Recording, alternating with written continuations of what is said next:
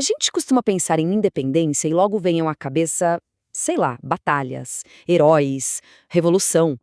Mas a história do Brasil, bem, ela é um pouco diferente. Na verdade, ela é bem diferente. É uma história que não começa aqui, com um grito de liberdade, mas sim do outro lado do oceano, com as ambições de um imperador na Europa.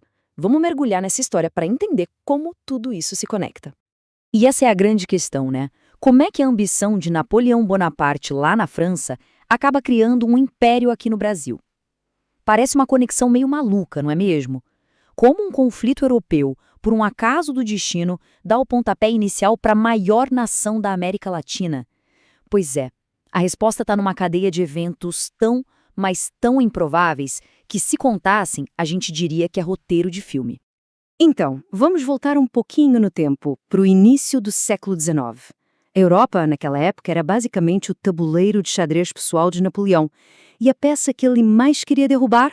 A Inglaterra. Só que invadir a ilha era complicado.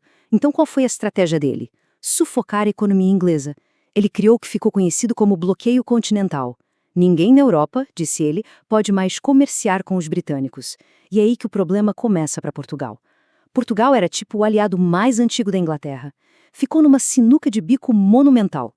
E com a ameaça de invasão batendo à porta, a família real portuguesa toma uma decisão que, olha, não tem precedente na história. Em vez de lutar ou se render, eles fizeram algo impensável. Decidiram fugir. E não só fugir, mas levar o império inteiro na bagagem. Imaginem só o dilema do príncipe regente Dom João. Ele tinha duas opções e uma era pior que a outra. Se ele obedecesse Napoleão e cortasse relações com a Inglaterra, ele perdia a proteção da Marinha Britânica, a maior do mundo, que protegia todo o seu império. Agora, se ele desafiasse a França, bem, aí ele teria que encarar o exército mais poderoso da Europa, marchando direto para Lisboa. Complicado, né? Não tinha saída fácil. E a gente precisa entender a escala disso aqui. Não foi só o rei e a rainha que pegaram o navio. A gente está falando de cerca de 15 mil pessoas. 15 mil!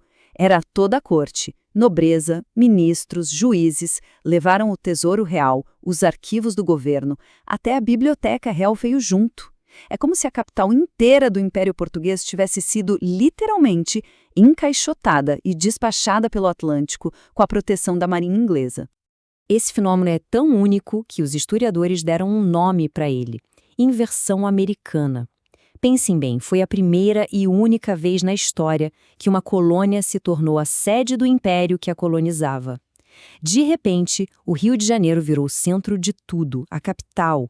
E Lisboa, lá na Europa, ocupada pelos franceses, virou quase uma província distante. Essa inversão de papéis, isso sim, ia mudar o jogo completamente. Com a chegada da corte, o Brasil passou por uma transformação, assim, radical e muito, muito rápida. Em pouco mais de 10 anos, o país deixou de ser só uma colónia, de onde se extraíam riquezas, para se tornar uma nação de verdade, em plena formação. Olha só, a primeira coisa que Dom João fez assim que chegou em 1808 foi talvez a mais revolucionária de todas. Ele decretou a abertura dos portos. Na prática, o Brasil agora podia comerciar com nações amigas, um jeito educado de dizer principalmente a Inglaterra. E o que isso significou? O fim do pacto colonial.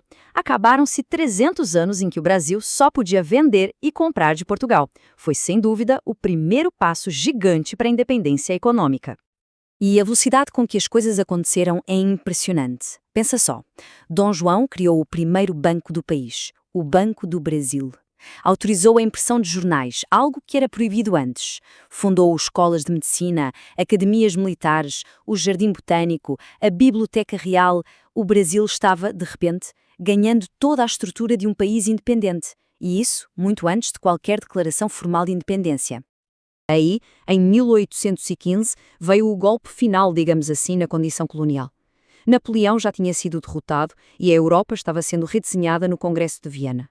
Para participar de igual para igual, Dom João não podia ser um rei governando de uma colónia. Qual foi a solução? Ele elevou o Brasil à condição de Reino Unido a Portugal e Algarves. Na prática, o Brasil passava a ter o mesmo status de Portugal. Ali, no papel, o Brasil oficialmente deixava de ser colónia. Só que, enquanto o Brasil estava virando um reino, crescendo, se modernizando, Portugal estava em ruínas.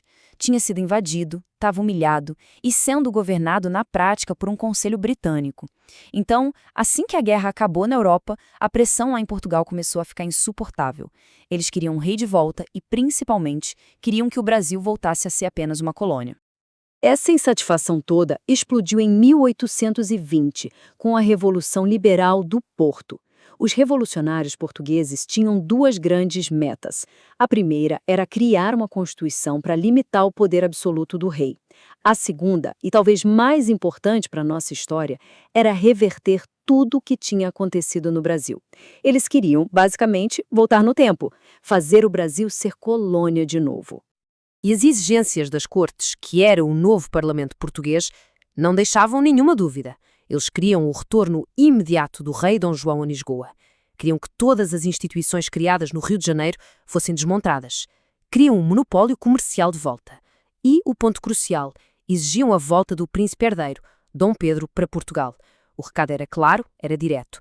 Brasil, você vai voltar a ser colônia. Dom João VI, super pressionado, acabou cedendo. Ele voltou para Portugal em 1821 para jurar a nova Constituição. Mas, e esse mais é importantíssimo, ele fez uma jogada de mestre. Deixou aqui no Brasil o seu filho e herdeiro, Dom Pedro, como príncipe regente.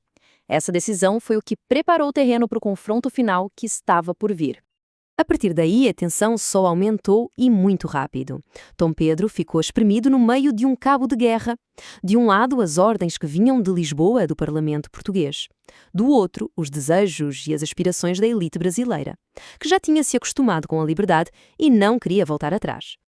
As cortes em Lisboa não desistiram e mandaram uma ordem final. Dom Pedro, volte para Portugal e volte já.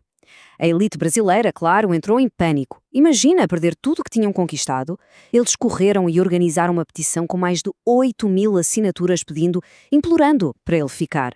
E no dia 9 de janeiro de 1822, ele deu a resposta que todo mundo esperava, a famosa frase que entrou para a história. Esse foi o dia do fico. E a partir daquele momento, bem, a separação já era praticamente inevitável. Os meses seguintes foram uma loucura. Um evento atrás do outro. Em maio, Dom Pedro baixou o decreto do Compra-se, que dizia que nenhuma lei de Portugal valia aqui sem o ok dele. Em agosto, ele foi mais longe e declarou que as tropas portuguesas no Brasil eram inimigas. E o momento decisivo veio no dia 2 de setembro. Sua esposa, a princesa Leopoldina, junto com o Conselho de Estado, recomendou formalmente: é hora da independência, e é para já. A decisão, na prática, já estava tomada no Rio de Janeiro. 5 dias depois, no famoso 7 de setembro, Dom Pedro estava viajando voltando de Santos para São Paulo. Foi quando um mensageiro o encontrou. As notícias não eram boas. Chegaram as últimas ordens de Lisboa, que basicamente tiravam todo o poder dele. Mas também chegaram cartas urgentes, uma da Leopoldina e outra do seu conselheiro, José Bonifácio. E a mensagem era uma só: Pedro, rompa agora ou tudo estará perdido. Foi ali, às margens do Riacho Ipiranga, que ele finalmente deu o famoso grito que selou o nascimento do Brasil como nação independente. Mas calma lá, o grito foi só o começo, não o fim da história. Porque, declarar que um país é independente é uma coisa. Agora, construir e, principalmente, manter esse país gigante, unido, isso é um desafio completamente diferente. Ao contrário daquela imagem que a gente tem de uma independência pacífica, não foi bem assim. Províncias muito importantes como a Bahia, o Maranhão, o Pará, tinham muitas tropas portuguesas e continuaram leais a Lisboa. Para unificar o Brasil de verdade, foi preciso uma guerra.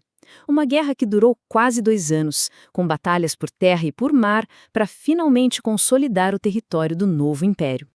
O reconhecimento oficial de Portugal só veio em 1825 e veio com uma ajudinha, claro, da diplomacia britânica. Portugal assinou o tratado reconhecendo a independência do Brasil. Só que essa assinatura teve um preço, e um preço alto. O Brasil teve que pagar uma indenização enorme para Portugal, uma dívida que acabou complicando bastante os primeiros anos do país como nação independente. E isso nos leva a uma reflexão final. Pensando em todo esse processo, que começou com Napoleão na Europa, foi liderado por um príncipe português e precisou de uma guerra para manter o país unido. Será que a independência do Brasil foi uma revolução do povo? Ou foi, no fundo, um grande acordo feito lá em cima pelas elites para garantir que o poder mudasse de mãos, mas que a estrutura social e económica continuasse a mesma? Basicamente, trocando um rei em Lisboa por um imperador aqui no Rio. Essa é uma pergunta que, até hoje, ajuda a gente a pensar e a debater o que é o Brasil.